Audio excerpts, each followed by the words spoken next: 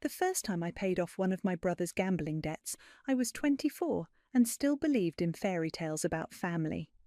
10 years later, I'm standing in my kitchen, staring at my depleted savings account, while my mother's voice crackles through the phone. Eva, sweetie, you know Ishmael wouldn't ask if it wasn't important. I'm Eva, the reliable one, the successful one, the one they call when the walls are closing in. Tonight, my bank balance is a stark reminder of just how reliable I've been. Mum, I just covered his rent last month, I say, pinching the bridge of my nose. And his car payment the month before that. But this is different. He's in real trouble this time. Of course it's different. It's always different. The worst part? 2 hours ago I was sitting at our traditional Sunday dinner, watching them all laugh at Melina's jokes. My sister has a way of making everything sound light, even when she's twisting the knife. Poor Eva, she'd said, raising her wine glass. All work and no play. At least your bank account keeps you warm at night. Everyone had laughed, even Summer, my youngest sister, who usually stays out of it. I'd forced a smile, like always, and excused myself to use the bathroom. On my way back, I'd overheard them in the dining room. "The family cash machine," Melina had whispered, followed by more laughter. "Thank God she's too lonely to spend it on anything else."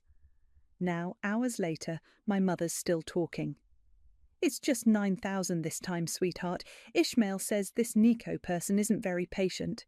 My phone buzzes with a text. Speak of the devil. It's Nico.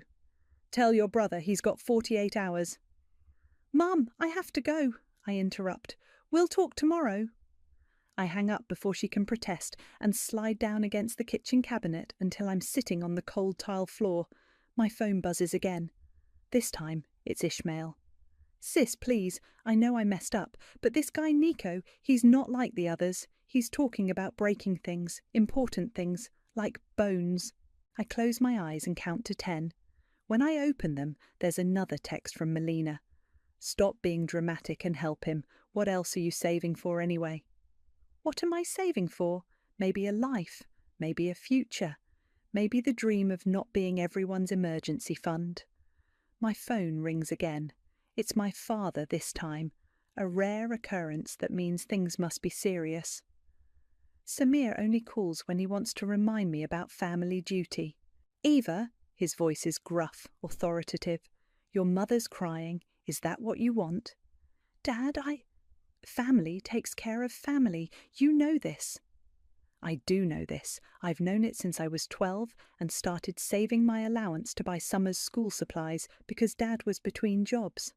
I've known it every time Melina needed help with rent, every time Ishmael got in too deep, every time Mum's credit cards maxed out. The doorbell rings, making me jump.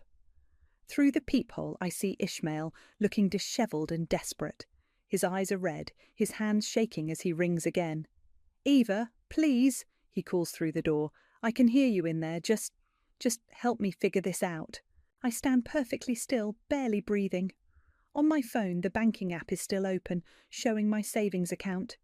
10 years of being the responsible one, of living below my means, of saying no to vacations and new clothes and any kind of life outside of work. All so I could be there when they needed me. The doorbell rings again, and again, and again. My phone lights up with a final text from Nico. "Time's running out. Hope your brother's got a good sister." I slide down the wall again, my chest tight with an emotion I can't quite name. Maybe it's anger, maybe it's grief, maybe it's the realization that fairy tales about family are just that, fairy tales. Tomorrow, I'll probably give in. I'll transfer the money, listen to their thanks, watch them forget about it by next Sunday's dinner. But right now, sitting here in my dark apartment while my brother rings the doorbell and my phone lights up with desperate pleas, I make myself a promise. This will be the last time. I've made this promise before, of course, but something feels different tonight. Maybe it's the echo of Melina's words. Family cash machine. Or maybe it's just that I'm finally tired enough to mean it. The doorbell stops ringing. In the sudden silence, I can hear Ishmael's footsteps retreating down the hallway. My phone buzzes one final time, a reminder about tomorrow's meeting with a potential client. Life goes on. At least, it does for everyone else. 3 weeks after the Nico incident, I'm standing in a crowded tech conference centre, pretending to be interested in cloud computing solutions. That's when I hear someone chuckle behind me. The look on your face suggests you'd rather be anywhere else. I turn to find a tall man in a well-fitted suit, his eyes crinkling with amusement. His name tag reads, Michael, Architecture Solutions Lead. That obvious? I ask, managing a small smile. Only to fellow sufferers. I'm Michael. Want to escape to the coffee station? Over mediocre conference coffee, Michael tells me about his work designing sustainable buildings, and for the first time in weeks, I feel myself relaxing. He has this way of listening that makes you feel heard, really heard. So, Eva, he says, what brings you to this thrilling event? Looking for new project management software for my team, though honestly, I'm mostly hiding from my phone. Bad breakup? I laugh. Bad family. They're complicated. Aren't they all? He pauses, then adds, Hey, there's this amazing Italian place around the corner. Their pasta could make you forget any family drama. What do you say? I should say no. I have 3 missed calls from Ishmael and a text from Mum about urgent family matters. But Michael's smile is genuine, and for once, I want something for myself. Lead the way. The restaurant is small and warm, with red checkered tablecloths and candles in wine bottles. Michael orders wine and talks about his sister Stacy, who sounds refreshingly normal.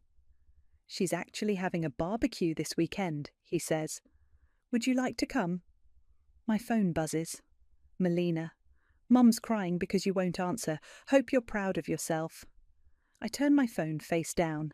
I'd love to. The barbecue is nothing like my family gatherings. Stacy greets me with a genuine hug. Her kids run around playing tag instead of asking for money, and nobody makes passive-aggressive comments about my life choices. So you're the famous Eva, Stacy says, handing me a beer. Michael hasn't shut up about you all week. Stacy, Michael groans, but he's smiling. What? It's cute. You're like a teenager with a crush. As weeks turn into months, Michael becomes my sanctuary. We spend weekends exploring the city, finding hidden architectural gems and talking about everything and nothing. He tells me about losing his father young, about building his company from scratch. I tell him about my work, my dreams of travelling, my love of photography. But I don't tell him about the money, about being the family ATM, about the growing stack of urgent texts I've been ignoring. 6 months in, Michael takes me to dinner at that same Italian restaurant where we had our first date. Move in with me, he says over tiramisu. My place is closer to your office and I hate waking up without you. My phone vibrates. Mum again. Ishmael needs $9,000 by Friday or he's in serious trouble. This is urgent, Eva. I look at Michael, kind, successful, drama-free Michael, and feel shame burn in my chest. He deserves to know what he's getting into. There's something I need to tell you first, I start, but he cuts me off. Whatever it is, we'll figure it out together. That's what partners do. Partners. The word makes my throat tight. I need you to know that my family is complicated. He reaches across the table, takes my hand. Eva, I love you. Complicated family and all. My phone buzzes again. This time it's Summer. Eva, please, he really messed up this time. Michael squeezes my hand. Everything okay? I should tell him. About the money, the manipulation, the endless demands, about how my savings account is a fraction of what it should be, because I can't say no to them. Instead, I squeeze back and say, everything's perfect. Later that night, lying in bed at Michael's place, our place now, I suppose, I stare at the ceiling while he sleeps peacefully beside me. My phone lights up one last time. Mum, if you don't help your brother, whatever happens is on your hands. I raised you better than this. I turn off my phone completely, curl into Michael's warmth, and try to believe that I deserve this happiness, that I can have this new life without the weight of my family's expectations. But as I drift off to sleep, I can't shake the feeling that everything's about to change. Because that's the thing about family secrets. They never stay buried forever, and mine are about to come crashing down around me. Michael proposes on a misty morning by the lake, down on one knee with a vintage ring that belonged to his grandmother. It's perfect. Simple, sincere, just like him. I say yes through tears, finally believing I deserve this happiness. "We should tell your family in person," he says later as we're driving home. "Have them over for dinner?" My stomach tightens, but I nod. They'll want to celebrate. They arrive at our apartment that evening in unusually high spirits. Even Melina is beaming, pulling me into a tight hug. "Look at you," she gushes, examining my ring, finally joining the grown-up world. Mum can't stop crying, dabbing at her eyes with a tissue. My baby girl, getting married to such a successful man. I catch the emphasis on successful, but force a smile. Michael's in the kitchen, preparing his signature lasagna, while I pour wine and try to keep the conversation light. "Eva, you're glowing," Melina says, touching my cheek. "Marriage suits you already, and Michael, well, you certainly picked a winner." Summer nods enthusiastically. "His place is gorgeous. You're so lucky, sis." The evening flows surprisingly well. No one mentions money or Ishmael's troubles. Even Dad, who showed up late, seems genuinely happy for me. During dessert, my phone rings. It's work. "Sorry," I say, standing. "I have to take this. It's about the Singapore project." I step into the hallway, leaving everyone chatting over tiramisu. The call is quick, just a scheduling issue. But as I'm heading back, I hear voices from the dining room.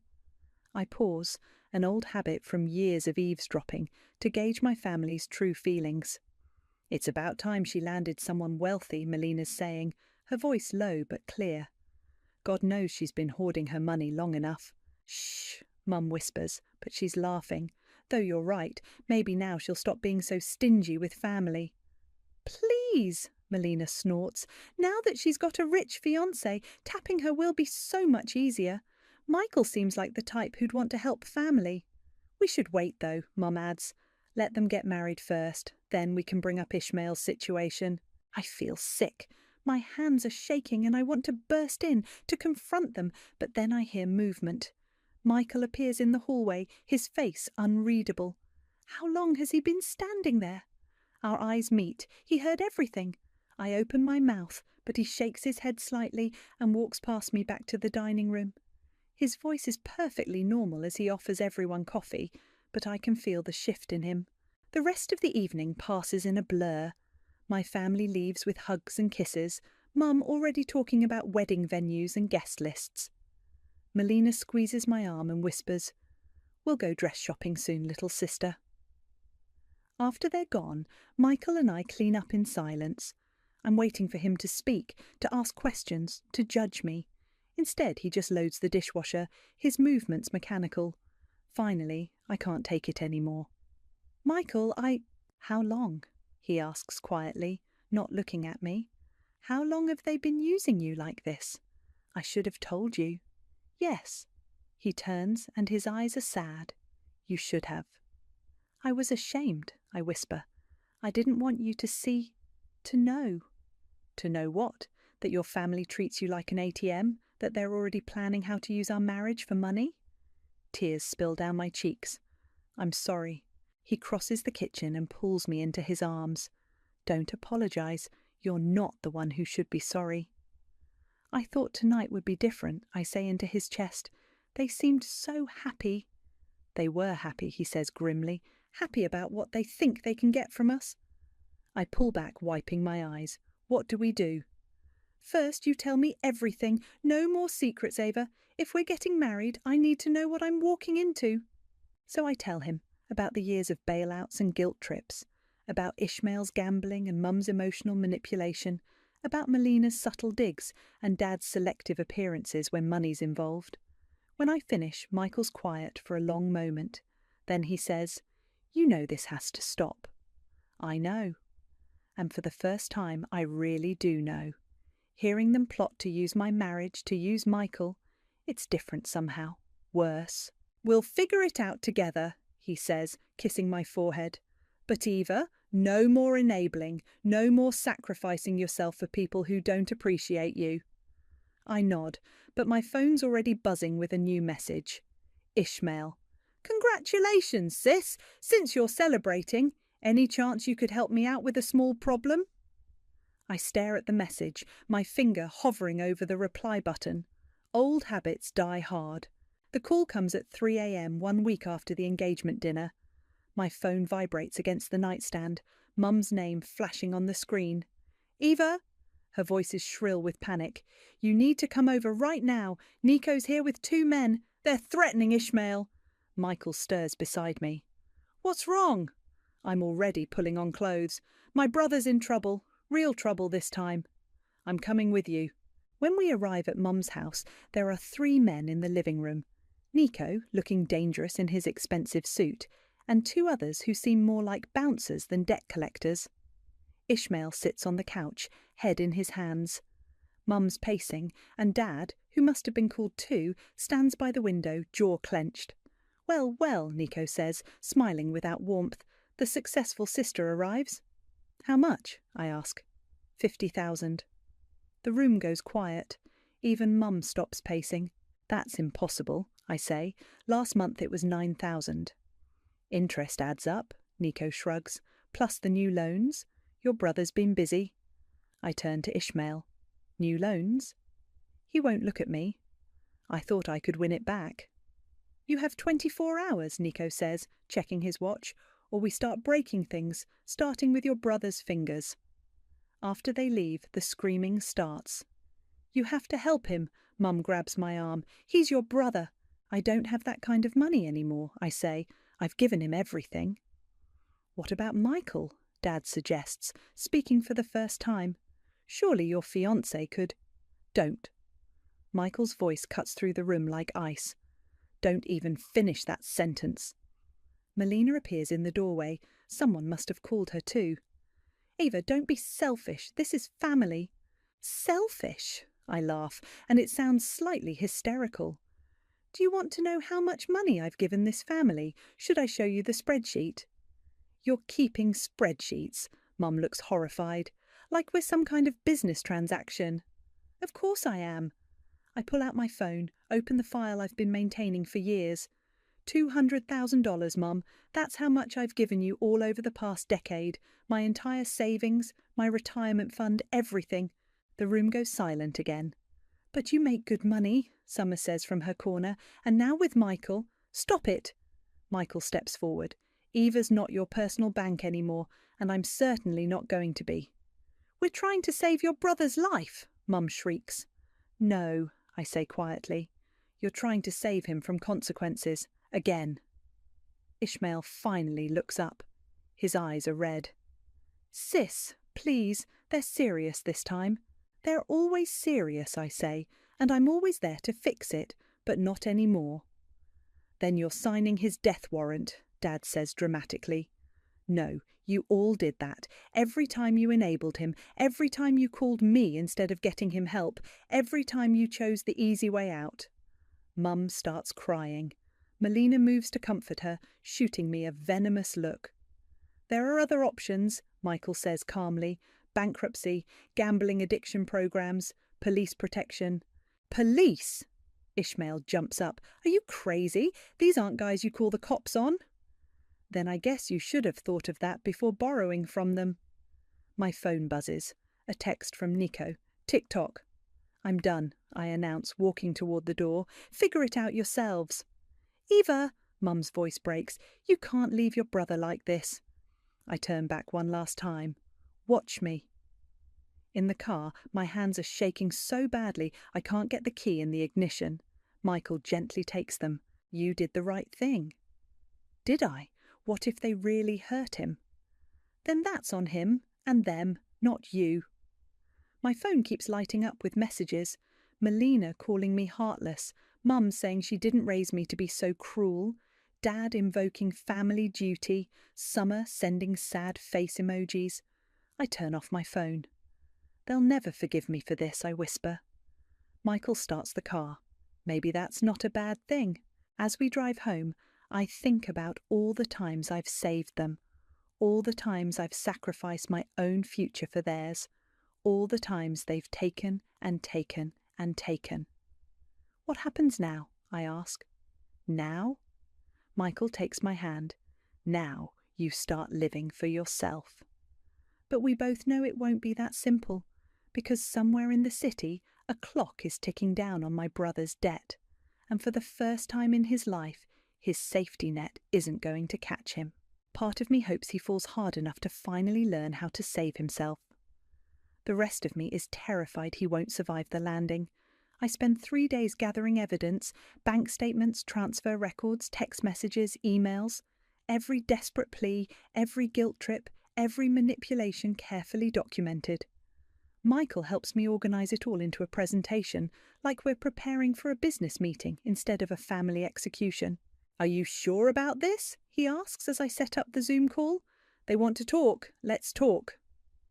One by one, their faces appear on screen. Mum, looking martyred. Dad, stern and disapproving. Melina, barely concealing her rage. Summer, uncomfortable but present. And Ishmael, sporting a black eye.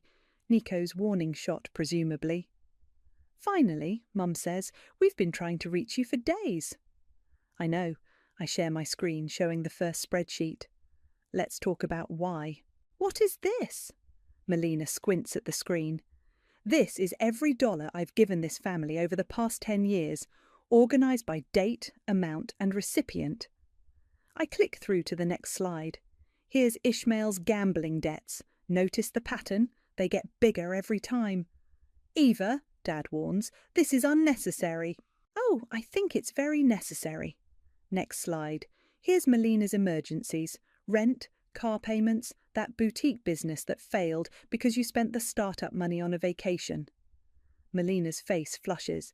"That's private." "Nothing in this family is private. You made sure of that when you started plotting how to use my engagement to get more money." Mum gasps. "We never—" "I heard you," Michael speaks up for the first time. "At the engagement dinner, every word." Silence falls. I continue through the slides, methodically exposing every loan, every manipulation, every broken promise to pay back just this once. $200,000, I say finally. That's what I've given you. My entire savings, my future, my security. "We're family," Mum pleads. "Family helps family." "No, Mum. Family supports each other. Family builds each other up. Family doesn't treat one member like an ATM while mocking them behind their back." "Is that what this is about?" Melina sneers. "Your feelings got hurt?" "This is about consequences. Ishmael needs rehab, not another bailout. You need to learn to live within your means. And Mum, you need to stop enabling everyone's worst instincts." "Please," Ishmael speaks up, touching his black eye. "They're going to kill me." "There are programs," Michael says. "Gambling addiction support groups, debt counselling, witness protection if necessary. We've researched them all." "We don't need programs," Dad scoffs. "We need you to step up and help your brother." "No." The word feels like freedom. "We're done." "Done?" Mum's voice rises. "What does that mean, done?" "It means I'm cutting you all off. No more money, no more rescues, no more guilt trips." "You can't do this," Melina shouts. "We're your family." "Not anymore." Mum starts crying. Dad begins lecturing about duty. Melina screams about betrayal. I let them. Their words have no power anymore. "I've transferred all the documentation to a lawyer," I continue calmly. "If any of you try to contact me or Michael for money again, she'll file harassment charges." "You'd send your own brother to jail?" Summer asks, finally speaking. "No, I'm letting him face the consequences of his actions. There's a difference." "You bitch," Melina spits. "You think you're better than us?" "No, I think I'm done being worse than I am because of you." Ishmael starts begging. Mum's sobs get louder. Dad quotes scripture about family loyalty. I wait until they run out of steam. I'm sending each of you a final email with resources for financial counselling and addiction support. What you do with it is up to you. But this? I gesture at the screen. This is the last time we'll speak. You'll regret this, Mum says, her tears suddenly dry. When you need us. I haven't needed you in years, Mum. I just wanted you. There's a difference. I end the call mid-protest. The silence that follows feels like a thunderclap. Michael pulls me close as I start shaking. You did it! I did it! My voice breaks. Oh God, I really did it! My phone starts buzzing immediately. Texts, calls, emails. I block each number methodically, like pulling weeds from a garden. What now, I ask? Now we change our numbers. Move if we have to. Start fresh. They'll never forgive me. No, he agrees, but maybe someday you'll forgive yourself for letting them go. I look at my phone one last time before turning it off completely. There's a final text from Mum. You'll always be our cash machine, Eva. Don't forget that. I delete it, along with every other trace of them. Sometimes burning bridges isn't about revenge. Sometimes it's about survival. The fallout comes in waves. First, there's the social media assault. Melina leads the charge with vague Facebook posts about toxic family members and money-changing people. Mum joins in with prayer requests for lost daughters who've forgotten their roots. I delete my accounts. Then come the flying monkeys, distant relatives, family friends, even my old high school teacher, all reaching out to understand what's going on. Your mother's heartbroken, my aunt says over the phone. She's not eating. I'm sure she told you that, I reply, then block her number. Michael's sister Stacy becomes my unexpected ally. They're trying to add me on Facebook, she tells me over coffee. I blocked them all, the nerve of these people. 3 weeks after the Zoom call, Summer shows up at my office. She's the only one who knows where I work. Just hear me out, she says, sliding into the chair across from my desk. Things are bad, Eva, really bad. I'm not giving anyone money. It's not about money, well, not directly. She fidgets with her sleeve. Ishmael's missing, Mum's having panic attacks, Dad's drinking again. And. She looks shocked. They're falling apart. They've been falling apart for years, Summer. I just stopped holding the pieces together. How can you be so cold? How can you still be so blind? She leaves in tears. I go back to work, ignoring the trembling in my hands. That night, Michael finds me on our balcony, staring at nothing. Rough day? Summer came by. He sits beside me. Want to talk about it? Want to get married next month instead of waiting? He blinks. That's quite a change of subject. I don't want them to have time to plan anything. No big ceremony, no family drama. Just us, Stacy, and a justice of the peace. Okay, he says simply. Let's do it. But the universe has other plans. Walking home from dinner a week later, I see Ishmael sitting on our building's steps. He looks terrible, unwashed, unshaven, desperate. Don't run, he calls out as I freeze. Please, Eva, 5 minutes. Michael steps forward protectively, but I touch his arm. Wait here. I approach my brother, staying out of reach. You look awful. Yeah, well, being beaten by loan sharks will do that. He tries to smile, but his split lip makes it a grimace. I'm not here for money. Then why are you here? To say you were right about everything. He runs a shaking hand through his dirty hair. I hit rock bottom, sis. Lost everything, even pawned Mum's jewellery. Rehab's still an option. I know. That's actually why I came. He pulls out a crumpled paper, the resource list I'd sent. This place you recommended, they have a scholarship program. I applied. Good. They accepted me. His voice cracks. I start tomorrow, 90 days inpatient. Something in my chest loosens slightly. I'm glad. I'm not asking you to forgive me, or trust me, or even talk to me again.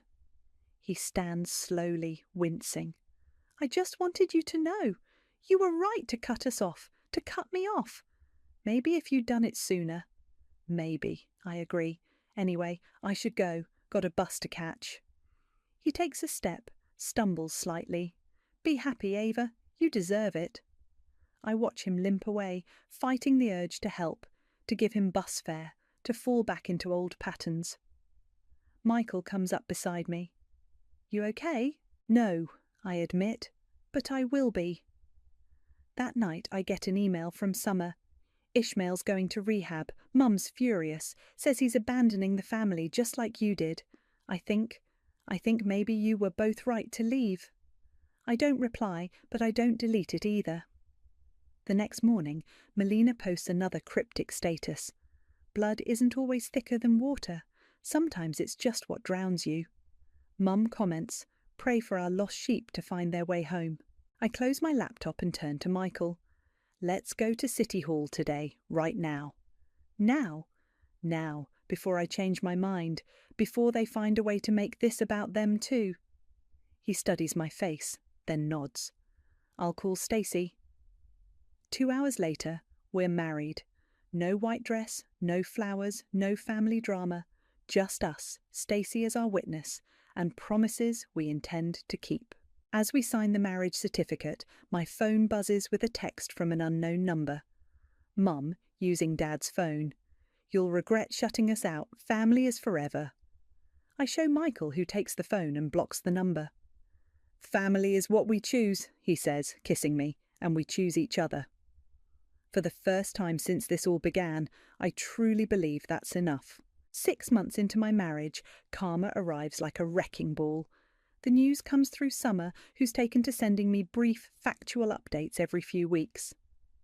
Ishmael got arrested, her text reads, not for gambling, fraud. He was running some kind of Ponzi scheme with Nico. Melina co-signed for loans. Mum and Dad put up their house as collateral. Everything's falling apart. I'm in the kitchen with Michael when I read it. My hands don't shake anymore when family news arrives. Want to know the funny part? I show him the text. I saw this coming years ago. Told them he was getting into something illegal. They called me paranoid. The story unfolds over the next few days through local news and Summer's updates. Ishmael had been running an investment scam, promising desperate gamblers huge returns. Melina had helped him set up the fake companies, thinking she'd get rich quick. Mum and Dad had vouched for him to their friends, bringing in more victims. Now Ishmael's facing serious prison time. Melina's credit is destroyed. Mum and Dad are losing their house. The same house I grew up in, where family photos still hang on walls that will soon belong to someone else. Your mother's asking for your address, Summer texts. Says she needs to talk to you in person. No, I reply simply. She's crying a lot, says you're their only hope. I block Summer's number. It hurts, but it's time. She made her choice by staying their messenger. That evening, Michael and I tour a lakeside property we've been eyeing. It's peaceful here, far from the city, far from them. We could make this our home, he says, watching me stare at the water. Fresh start. My phone buzzes. Melina, using a new number. They're charging me as a co-conspirator. I could go to jail. Please, Eva, I know we hurt you, but I'm your sister. I delete it without responding. The next day, I receive a courier package at work. Inside is a handwritten letter from Mom. Ava, your father and I will be homeless in 3 weeks. The bank is taking everything. We raised you better than to abandon family in their darkest hour. Whatever issues you have with us, surely you can't want this for your parents. We need $200,000 to save the house. Michael makes good money. This would be nothing to him. Don't let your stubbornness destroy your family. Remember who changed your diapers, who fed you, who gave you life. Help us. Mum. I take the letter home and burn it in our fireplace, watching the guilt-laden words turn to ash. The next morning, the local paper runs a story about Ishmael's arrest. There's a quote from one of his victims, an elderly woman who lost her retirement savings. My stomach turns when I recognise the name. She was our neighbour when I was growing up. Used to bake cookies for us kids. Karma, Michael says when I show him. They preyed on their own community. They always did, I reply. I was just the first victim. Days pass, more news breaks, more victims come forward. Melina gets arrested. Mum and Dad face lawsuits from friends they convinced to invest. Their world is crumbling, and for the first time in my life, I'm not there to catch the pieces. Instead, I'm signing papers on the lake house, planning renovations, living. Your sister Melina took a plea deal, our lawyer informs us. She's testifying against Ishmael, 5 years instead of 20.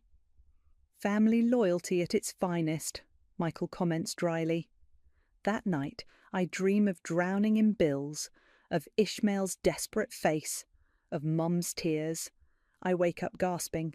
Michael holds me. Want to talk about it? No, I say. I want to pack. We spend the weekend moving into our lake house.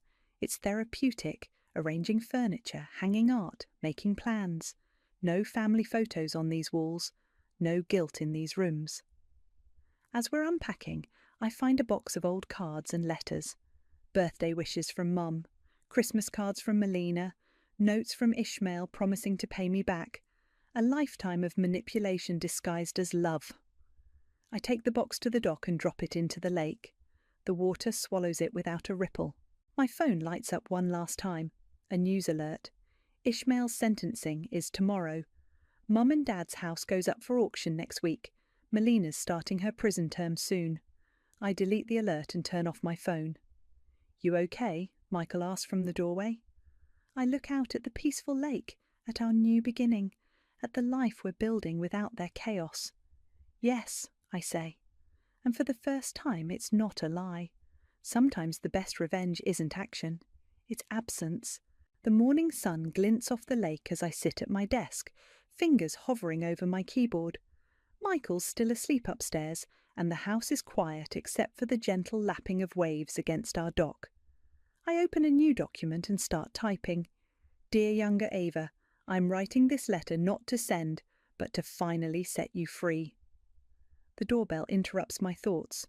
Through the security camera, I see Summer standing on our porch, looking nervous but determined. I consider not answering, but something in her posture makes me open the door. Before you slam the door, she says quickly, I'm not here as their messenger, I'm here for me. I leave the door open but don't invite her in. Talk. I left them too. She hugs herself, looking small. After seeing what they did to that sweet old lady from our street, I couldn't any more.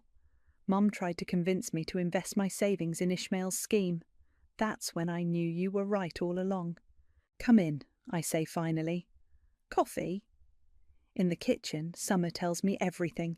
How Melina's been writing angry letters from prison, blaming everyone but herself.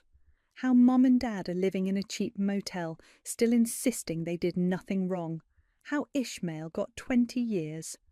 They're talking about appealing to you again, she admits. They think enough time has passed that maybe you'll... No. I know. That's partly why I'm here. She pulls out some papers. I need your help with something, but not money. I'm going back to school, starting over. Would you be my reference? You're the only successful person I know who got there honestly. I study my younger sister's face. There's something different there, a clarity that wasn't there before. Okay, I say, but first I need you to read something. I show her my laptop screen, the letter I was writing. Dear younger Eva, I'm sorry I let them dim your light for so long. I'm sorry I taught you that love means emptying yourself to fill others. I'm sorry I made you believe that family obligations were more important than your own dreams. But I'm not sorry anymore. Summer reads silently, tears rolling down her cheeks. When she finishes, she looks up. Can I add something? I nod. She types. Dear younger Summer, I'm sorry I watched them drain you dry and said nothing. I'm sorry I was a coward, but I'm learning from your strength. We spend the morning writing letters to our younger selves, letting out years of suppressed truth. When Michael comes downstairs, he finds us both crying and laughing over coffee. Everything okay? He asks cautiously. Getting there, I say. Summer stays for lunch. We talk about her plans for school, about healing, about building a life that's truly ours. She's different now, harder in some ways, but clearer, like me. After she leaves, I finish my letter. You'll learn that real love doesn't demand your self-destruction. You'll learn that family isn't about blood or obligation. It's about choice and respect. You'll learn that sometimes the strongest thing you can do is walk away. And one day you'll sit in a beautiful house by a lake with a husband who loves you and a sister who finally understands, and you'll realize you're not just surviving anymore, you're living. Love, the Eva who finally chose herself. I print the letter and add one more thing, my updated will.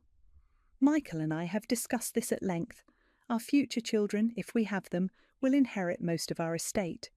The rest goes to a new foundation we're establishing, the Forward Fund, helping people escape financial abuse from family members.